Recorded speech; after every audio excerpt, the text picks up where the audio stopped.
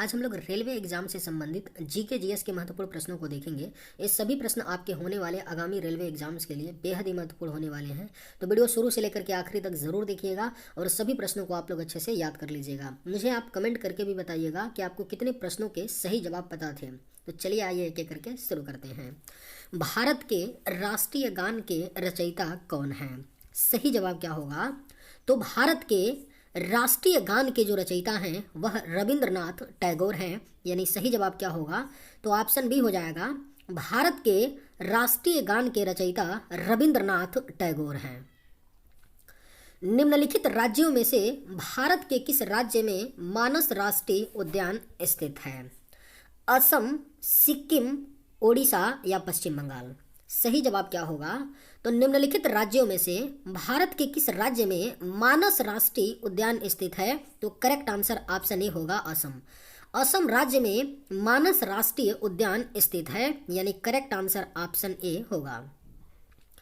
उज्जैन किस नदी के किनारे स्थित है? राइट आंसर क्या होगा? तो उज्जैन जो है यह आपका क्षिप्रा नदी के किनारे स्थित है, उज्जैन शहर। यानी करेक्ट आंसर आपका ऑप्शन सी होगा, उज्जैन क्षिप्रा नदी के किनारे स्थित है। उत्तर प्रदेश के किस शहर को राष्ट्रीय राजमार्गों का चौराहा कहा जाता है? बेहद ही महत्वपूर्ण प्रश्न है। उत्तर प्रदेश के किस शहर को राष्ट्रीय राजमार्गों का चौराहा कहा जाता है? तो राइट आंसर ऑप्शन सी होगा, कानपुर। कानपुर शहर को राष्ट्रीय राजमार्गों का चौराहा कहा जाता है, यानी करेक्ट आंसर ऑप्शन सी होगा। झीलों की नगरी किस शहर को कहा जाता है? बेहद ही महत्वपूर्ण प्रश्न है। झीलों की नगरी किस शहर को कहा जाता है? तो राइट आंसर ऑप्शन ए होगा, उदयपुर। झीलों की नगरी उदयपुर शहर को कहा जाता है, यानी करेक्ट आंसर ऑप्शन ए होगा। 23 मार्च को किसके शहीद होने की याद में शहीद दिवस मनाया जाता है? करेक्ट आंसर क्या होगा? तो 23 मार्च को किसके शहीद होने की याद में शहीद दिवस मनाया जाता है? तो करेक्ट आंसर ऑप्शन सी होगा, भगत सिंह, राजगुरु एवं सुखदेव। भगत सिंह, राजगुरु एवं सुखदेव के शहीद होने की याद में 23 मार्च को शहीद दिवस के रूप में मनाया जाता है, यानी राइट आंसर ऑप्शन सी होगा। राष्ट्रीय हथकरघा दिवस कब मनाया जाता है? अगर आप लोगों को ये वीडियो पसंद आए तो एक लाइक ज़रूर कीजिएगा, और अगर आप लोग इस चैनल पर नए होंगे तो सब्सक्राइब भी कर लीजिएगा, ताकि आप लोगों को इसी तरह से वीडियो मिलता रहे सबसे पहले। राष्ट्रीय हथकरघा दिवस कब मनाया जाता है? राइट आंसर क्या होगा? तो ऑप्शन बी हो जाएगा, 7 अगस्त को। राष्ट्रीय हथकरघा दिवस 7 अगस्त को मनाया जाता है, यानी करेक्ट आंसर ऑप्शन बी होगा। मुगल साम्राज्य का संस्थापक कौन थे? अकबर, बाबर, शेर शाह सूरी या इब्राहिम लोदी? करेक्ट आंसर क्या होगा? तो मुगल साम्राज्य का संस्थापक कौन थे? तो सही जवाब ऑप्शन बी होगा, बाबर थे मुगल साम्राज्य के संस्थापक, यानी करेक्ट आंसर ऑप्शन बी होगा। खानवा का युद्ध किस वर्ष में लड़ा गया था? राइट आंसर क्या होगा? तो खानवा का जो युद्ध है यह लड़ा गया था 1527 ईस्वी में, यानी सही जवाब क्या होगा? तो ऑप्शन बी हो जाएगा, खानवा का युद्ध 1527 ईस्वी में लड़ा गया था। खानवा का युद्ध किसके बीच लड़ा गया था? करेक्ट आंसर क्या होगा? तो खानवा का जो युद्ध है यह लड़ा गया था बाबर और राणा सांगा के बीच लड़ा गया था खानवा का युद्ध, यानी राइट आंसर आपका ऑप्शन ए होगा। खानवा का युद्ध जो 1527 में हुआ था, बाबर और राणा सांगा के बीच लड़ा गया था। निम्नलिखित में से किसने ईस्ट इंडिया संगठन एसोसिएशन की स्थापना की? आपके ऑप्शंस हैं गोपाल कृष्ण गोखले, व्योमेश चंद्र बनर्जी, दादा भाई नौरोजी या जॉर्जियोल। राइट आंसर क्या होगा? तो निम्नलिखित में से किसने ईस्ट इंडिया संगठन एसोसिएशन की स्थापना की थी? तो करेक्ट आंसर ऑप्शन सी होगा, दादा भाई नौरोजी। दादा भाई नौरोजी ने ईस्ट इंडिया संगठन एसोसिएशन की स्थापना की, यानी सही जवाब ऑप्शन सी होगा। सांभर झील कहां पर स्थित है? करेक्ट आंसर क्या होगा? तो सांभर झील जो है यह आपका राजस्थान राज्य में स्थित है। सांभर झील, यानी सही जवाब क्या होगा, तो ऑप्शन बी हो जाएगा, सांभर झील राजस्थान राज्य में स्थित है। बंग भंग के बाद कौन सा आंदोलन शुरू हुआ था? करेक्ट आंसर क्या होगा, तो बंग भंग के बाद जो है कौन सा आंदोलन शुरू हुआ था, तो राइट आंसर ऑप्शन डी होगा, स्वदेशी आंदोलन। बंग भंग के बाद स्वदेशी आंदोलन शुरू हुआ था, यानी राइट आंसर ऑप्शन डी होगा। भारतीय राष्ट्रीय कांग्रेस के संस्थापक कौन थे? बेहद ही महत्वपूर्ण प्रश्न है। भारतीय राष्ट्रीय कांग्रेस के जो संस्थापक थे वह ए.ओ. ह्यूम थे। ए.ओ. ह्यूम थे भारतीय राष्ट्रीय कांग्रेस के संस्थापक, जिन्होंने 1885 में भारतीय राष्ट्रीय कांग्रेस की स्थापना की थी।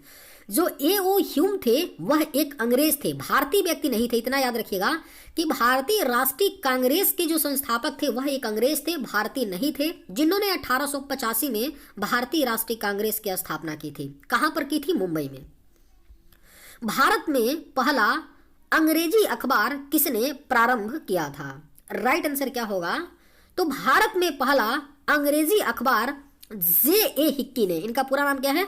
जेम्स ए. हिक्की। जेम्स ए. हिक्की ने भारत में पहला अंग्रेजी अखबार को प्रारंभ किया था, यानी करेक्ट आंसर ऑप्शन ए होगा। ज्वालामुखी सक्रियता द्वारा किस प्रकार की झील बनती है? लैगून झील, कंसर्ट झील, ज्वालामुखी झील या अलवड़ जल झील? करेक्ट आंसर क्या होगा, तो ज्वालामुखी सक्रियता द्वारा किस प्रकार की झील बनती है, तो सही जवाब ऑप्शन सी होगा, ज्वालामुखी झील। ज्वालामुखी सक्रियता द्वारा ज्वालामुखी झील बनती है, यानी राइट आंसर ऑप्शन सी। किस अनुच्छेद के तहत राष्ट्रपति पद का प्रावधान है? करेक्ट आंसर क्या होगा, कि किस अनुच्छेद के तहत राष्ट्रपति के पद का प्रावधान है, तो राइट आंसर क्या होगा, ऑप्शन बी होगा, अनुच्छेद 52।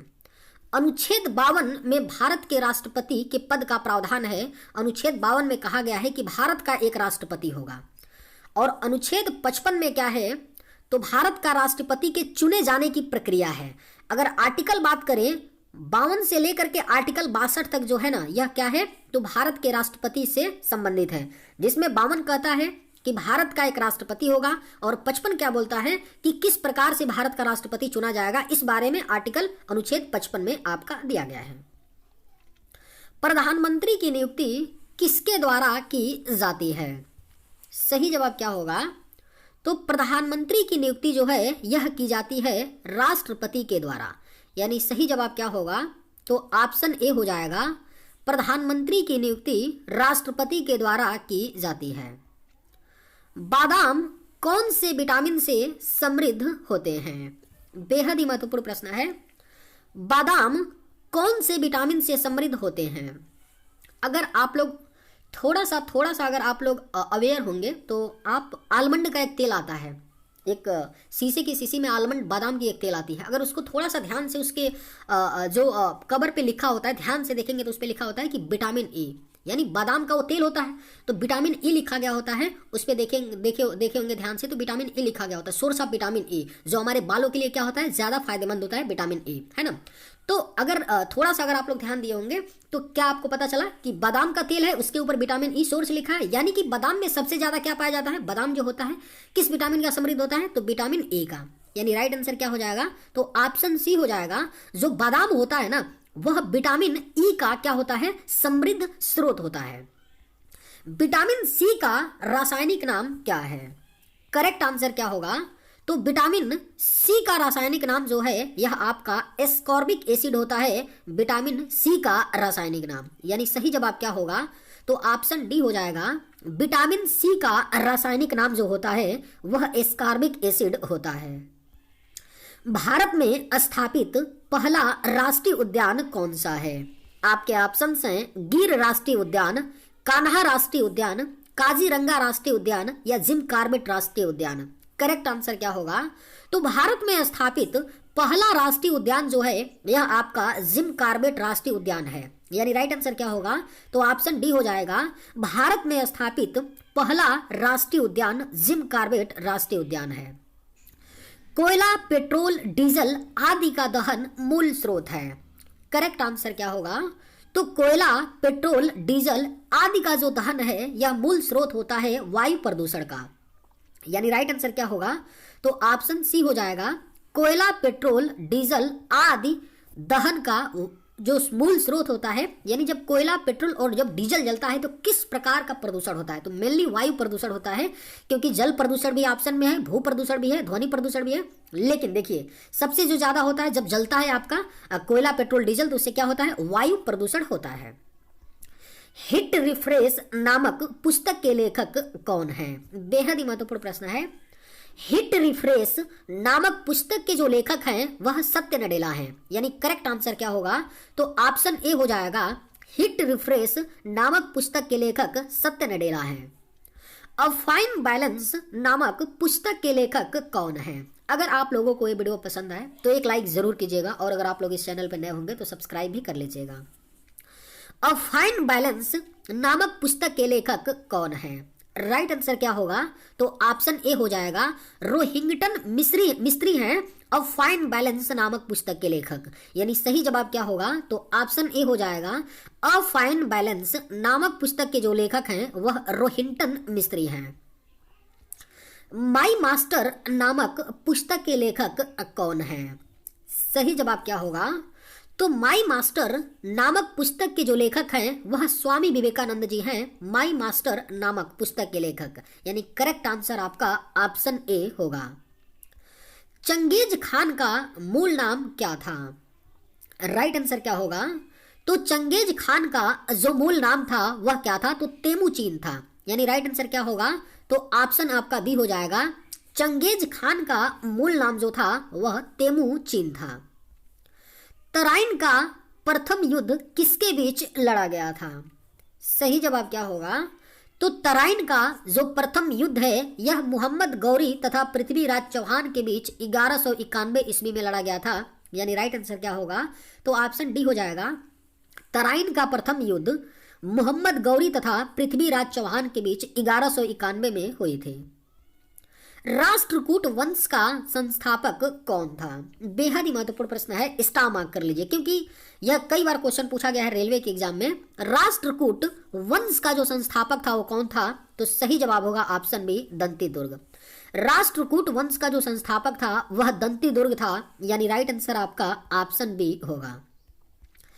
छोटा नागपुर जनजाति विद्रोह कब हुआ था? सही जवाब क्या होगा? तो छोटा नागपुर जनजाति जो विद्रोह हुआ था वह आपका 1820 में हुआ था। छोटा नागपुर जनजाति विद्रोह, यानी सही जवाब क्या होगा? तो ऑप्शन बी हो जाएगा।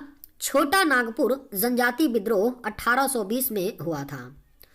कलकत्ता में एशियाटिक सोसाइटी ऑफ बंगाल की स्थापना 1784 में किसने की थी? करेक्ट आंसर क्या होगा?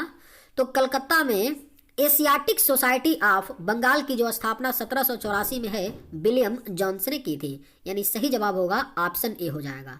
चलिए आज के वीडियो में बस इतना ही। अगर आप लोगों को ये वीडियो पसंद आए तो एक लाइक जरूर कीजिएगा। थैंक्स।